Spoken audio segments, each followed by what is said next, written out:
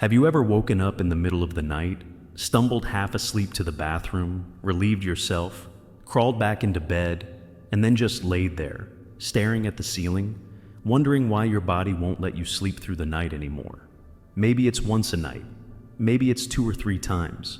Maybe you've stopped counting because it's just become your new normal. But I want you to pause and really listen to this next sentence. Waking up to pee at night is not just a normal part of aging. It's a message. It's your body quietly trying to tell you something.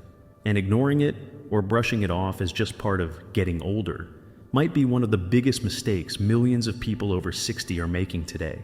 Because here's what nobody tells seniors. The problem isn't just the bathroom trips. It's what they represent. It's the strain on your bladder. It's the imbalance in your hormones. It's the silent stress on your kidneys, your heart, your nervous system. It's the fact that every interrupted night of sleep chips away at your immune system, your memory, your energy, and even your lifespan.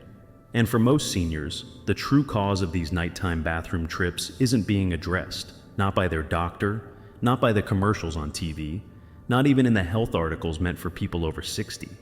That changes today.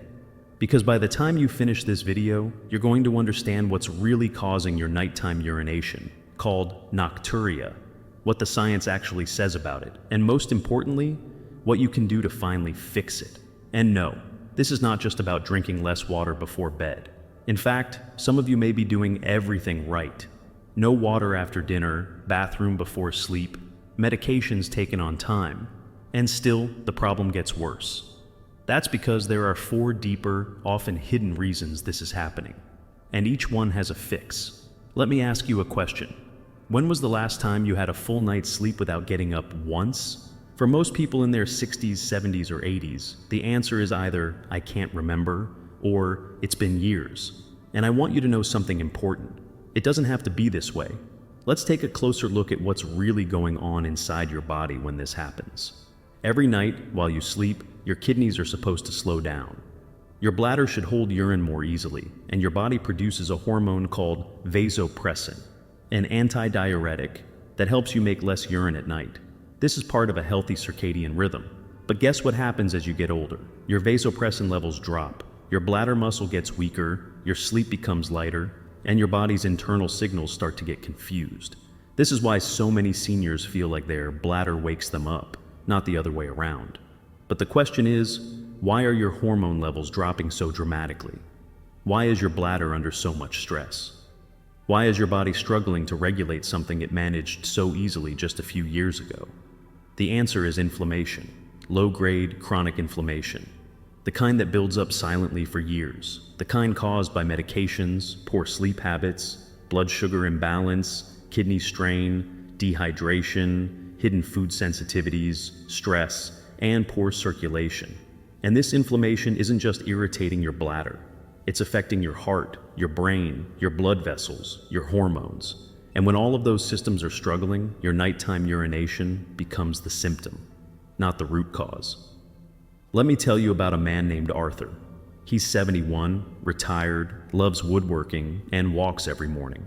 But for the last 8 years, he's woken up every night, sometimes twice, sometimes 4 times, just to pee. He told me, I fall asleep fast, but I can never stay asleep. And when I wake up, I always need to go. He thought it was just part of being older. But when we sat down and looked at his lifestyle, we found something interesting. Arthur's diet was relatively healthy, but he was drinking a lot of tea in the afternoon, which is a diuretic. He was also on a common medication for blood pressure that depletes magnesium and causes dehydration. He was slightly anemic, and he was snacking on crackers before bed, which spiked his blood sugar and triggered an insulin response, which increases urine production overnight. None of this was dramatic on its own, but together, it was enough to disrupt his sleep, irritate his bladder, and stop his body from doing what it was designed to do: rest deeply, repair overnight, and wake up refreshed. We made just a few small changes. He cut the afternoon tea, added a pinch of sea salt to his water for better absorption, switched to magnesium glycinate in the evening, moved his carb-based snack to lunchtime. Within 3 weeks, Arthur was sleeping through the night. He still got up once every so often, but it wasn't every night, and he felt better than he had in years. So why does this matter for you? Because waking up to pee at night is not just an inconvenience, it's a warning sign. Your body is trying to tell you that something in your system, your hydration, your hormones, your stress, your kidneys, your medications, your blood sugar, is off balance. And if you ignore it, that imbalance can lead to bigger problems. Fatigue, brain fog, elevated blood pressure, cardiovascular risk, even a higher chance of falling at night and breaking a bone. But the good news? Every single one of these issues is fixable. You just have to look deeper than the surface. Let's talk about hydration. I know you've probably heard the advice 100 times. Don't drink water before bed. And while that might seem helpful on the surface, it can actually make things worse, because most seniors are already dehydrated. When you don't drink enough water during the day, your urine becomes more concentrated. That concentrated urine irritates your bladder lining. That irritation sends false signals to your brain, signals that say you need to pee, even when your bladder isn't full. And guess when your bladder is most sensitive? At night. So, instead of cutting out fluids, try shifting them. Drink more water in the morning and early afternoon. Slow down after dinner. But don't eliminate water entirely. You want to keep your body hydrated, and more importantly, your bladder calm. You also want to make sure you're getting electrolytes. Sodium, potassium, magnesium. These minerals help your body absorb water, regulate muscle contractions, and keep your bladder functioning properly. If you're low in magnesium, which is very common in people over 60, you're more likely to experience muscle spasms, including in the detrusor muscle that controls your bladder. This is why some people feel like their bladder is jumpy at night. It's not just full, it's irritated. Now, let's talk about blood sugar. Most people don't realize this, but high blood sugar is one of the biggest causes of nighttime urination. When your blood sugar spikes, even slightly, your kidneys work overtime to filter it out. This is called osmotic diuresis, and it means more urine production, more bladder stress, and more nighttime wake-ups. So, if you're having a carb-heavy dinner, or worse, snacking on sugary foods before bed, you're setting yourself up for nighttime urination, even if you don't realize it. And here's the kicker. Even healthy snacks like granola bars, dried fruit, or whole wheat crackers can spike blood sugar. So, be mindful. Stick to protein and fat in the evening. Think hard-boiled egg, a slice of turkey, a handful of almonds. It's not about dieting, it's about chemistry. Because the truth is, your bladder doesn't just respond to how much liquid you drink. It responds to inflammation, to sugar, to hormones, to nerve signals. And every choice you make during the day shapes how your bladder behaves at night. There's so much more to cover, but here's the message I want to leave you with right now. You are not stuck. You are not broken. And you are definitely not alone. If you're waking up to pee at night, it's not because you're just getting old. It's because your body is giving you information, and that information can help you take action. Action that leads to deeper sleep, stronger health, and a better quality of life. In the next part of this video, we're going to explore the hidden role of stress, medications, prostate health, and sleep rhythm in nighttime urination. I'm going to show you how things like anxiety, blood pressure drugs, light exposure, and even breathing patterns may be affecting your bladder more than you realize. And most importantly, I'm going to walk you through exactly what to do about it, in real, practical steps you can start today. Because your bladder should not be the boss of your night. You should be. So, stay with me, we're just getting started. Let's pick up right where we left off. Because now that you know how hydration, blood sugar, and low-grade inflammation quietly shape your bladder's behavior at night, it's time to go even deeper into the things no one ever connects to nighttime urination. But that science is starting to reveal with incredible clarity. And I want to start with something that most seniors live with every single day, yet rarely talk about in relation to bladder issues: stress. You might not think stress affects your bladder, but your nervous system would tell a different story. Here's how it works. Your body has two main modes. One is the fight or flight mode, the sympathetic nervous system. The other is the rest and digest mode, the parasympathetic system. When you're stressed, even if it's quiet, emotional stress from finances, loneliness, health anxiety, or just watching the news, your body shifts into that fight or flight mode. Blood pressure rises, cortisol levels spike, muscles tense, and bladder control becomes more reactive, more sensitive. Some people feel this as urgency. Others feel like they can't fully empty their bladder, even if they just went. And at night, this stress doesn't go away. It carries over into your sleep, triggering lighter rest, more awakenings, and a bladder that starts sending signals when it shouldn't. This is why some seniors say they wake up just in case, not because they actually feel the need to go. Their nervous system is staying on alert, like it's still on duty, even in the middle of the night. But here's the hopeful part. When you calm your nervous system during the day, through gentle breathing, mindfulness, connection, or even laughter, your entire urological system benefits. Your bladder relaxes, your sleep deepens, and your body finally gets the rest it's been begging for. Now, let's talk about medications. This one's big. There are over a dozen common medications that list urinary frequency, or nocturia, as a side effect. And chances are, if you're over 60, you might be on one of them right now. Diuretics, which are used to manage blood pressure, are among the most common culprits. These medications increase urine output, often for hours, and if you take them later in the day, they're still working while you're trying to sleep. Beta blockers can also interfere with bladder control by affecting nerve signals. Some antidepressants, antipsychotics, allergy medications, and even over-the-counter decongestants can relax the bladder sphincter or change how the brain processes the urge to urinate. This isn't about blaming the medications. Sometimes they're necessary. But it is about awareness, because if you're waking up every night to pee and no one has looked closely at your prescriptions, not just what you take, but when you take it, you may be missing one of the simplest fixes.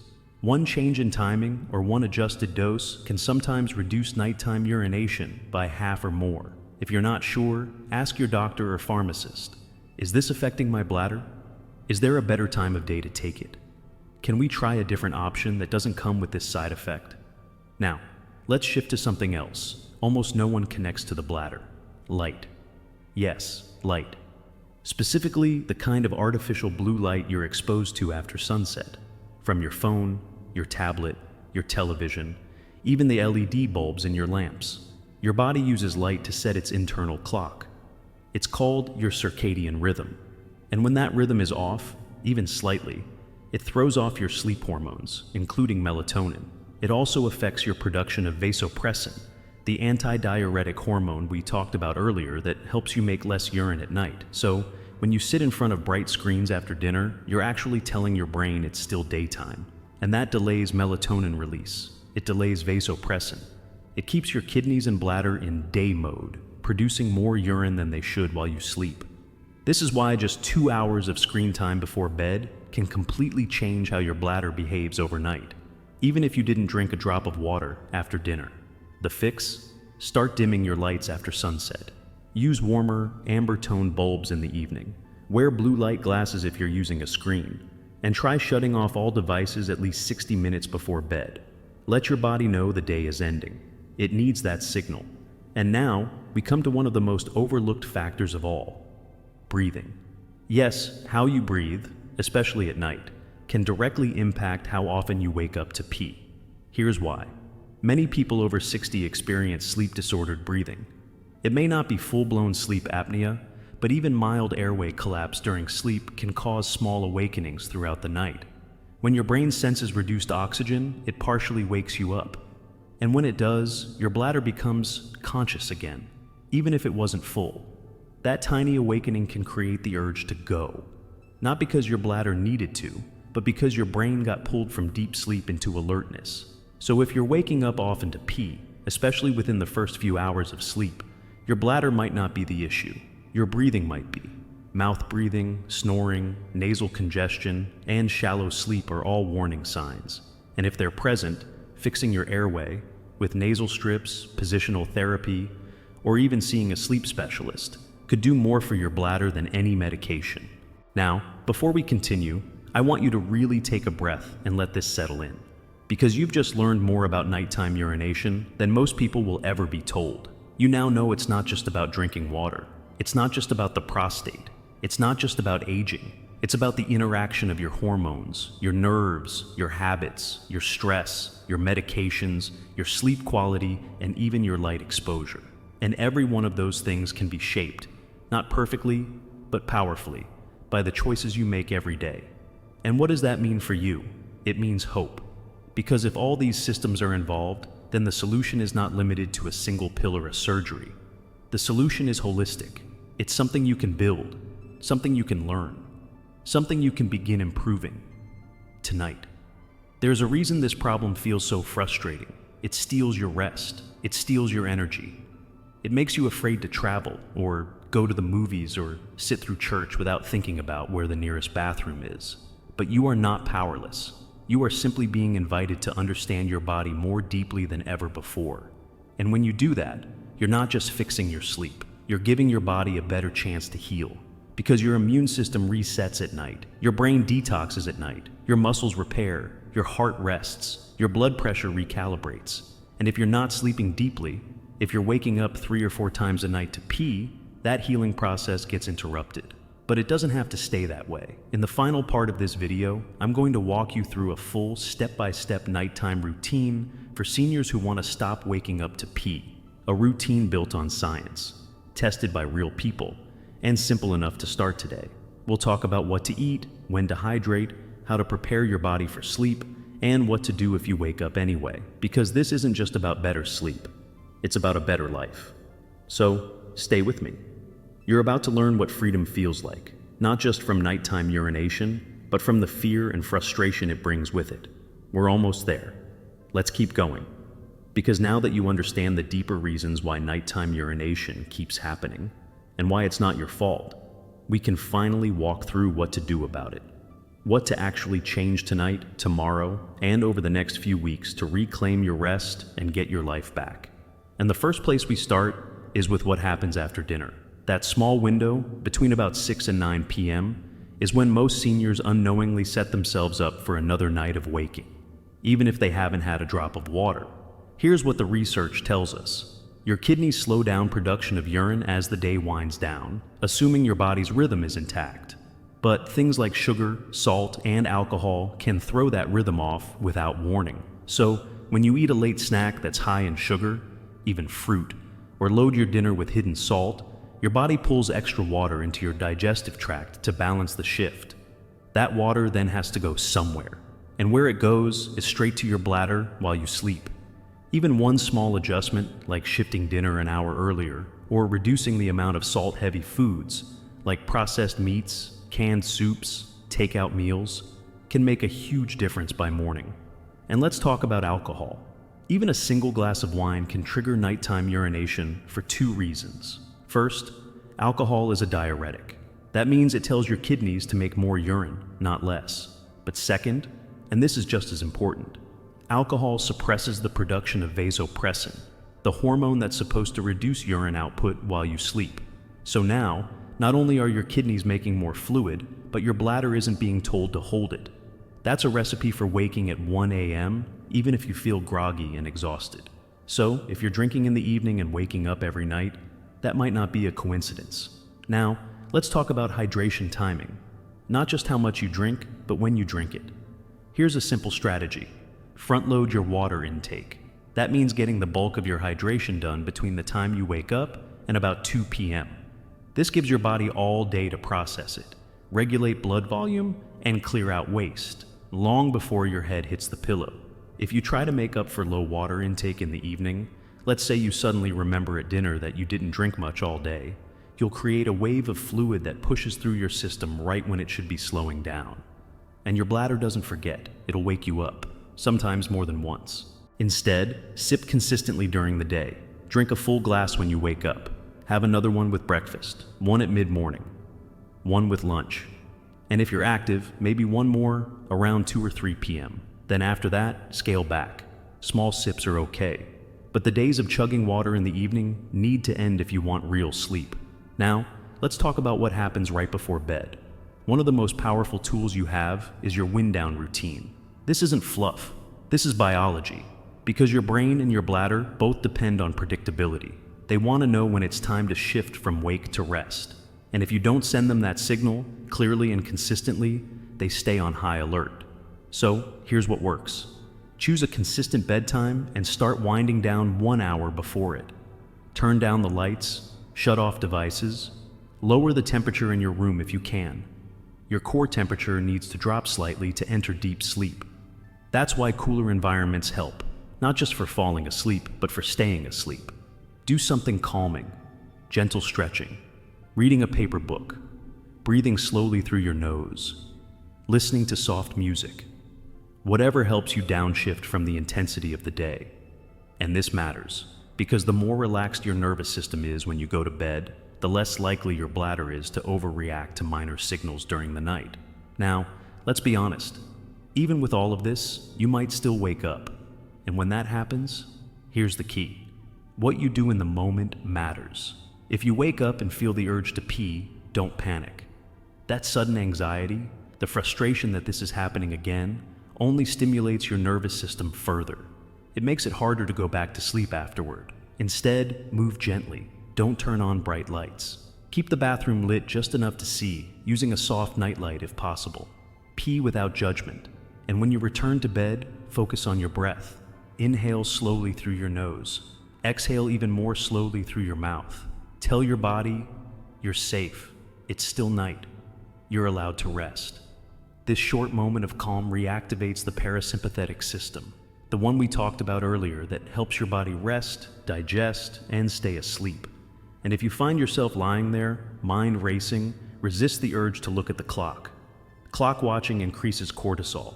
It creates pressure to sleep. And sleep doesn't respond to pressure. It responds to safety. Now, if you're doing all of this and still waking more than twice a night for weeks on end, that's your signal to check in deeper, because something else might be going on. It could be low magnesium. It could be an early sign of diabetes. It could be prostate inflammation or bladder prolapse. It could even be undiagnosed sleep apnea. But the difference now is this. You'll walk into that conversation with your doctor prepared. You won't just say, I keep waking up to pee. You'll say, here's what I've changed, here's what I've tried, here's what I suspect. Can we explore this together? And that shifts everything, because now you're not waiting to be fixed. You're collaborating in your own healing. And I want to close with this. Waking up to pee at night may seem small, but it's not. It's exhausting. It's isolating. It makes you dread the night instead of looking forward to rest. It chips away at your energy, your memory, your mood, and even your willpower to make healthy choices the next day. But here's the truth you may not have been told. This isn't inevitable. It's not just part of getting older. It's not something you have to accept. Because your body is still listening. Your bladder is still responding. Your sleep is still repairable. And you, yes, you, still have the power to change your rhythm. Not all at once, not perfectly, but steadily. A little less salt, a little more sunlight, a better bedtime routine, a deeper breath. One step at a time. And one day, maybe soon, you'll wake up and realize it's morning. You slept through the night, no interruptions, no frustration, just rest, just peace, just the quiet, steady healing that your body was designed for all along. That's what I want for you. That's what your body wants for you. So, take the next step. Try one thing tonight, one small shift, and watch how your body begins to thank you. You deserve real sleep. You deserve full days. And you deserve a life that's not dictated by your bladder, but guided by your strength. Thank you for spending this time with me.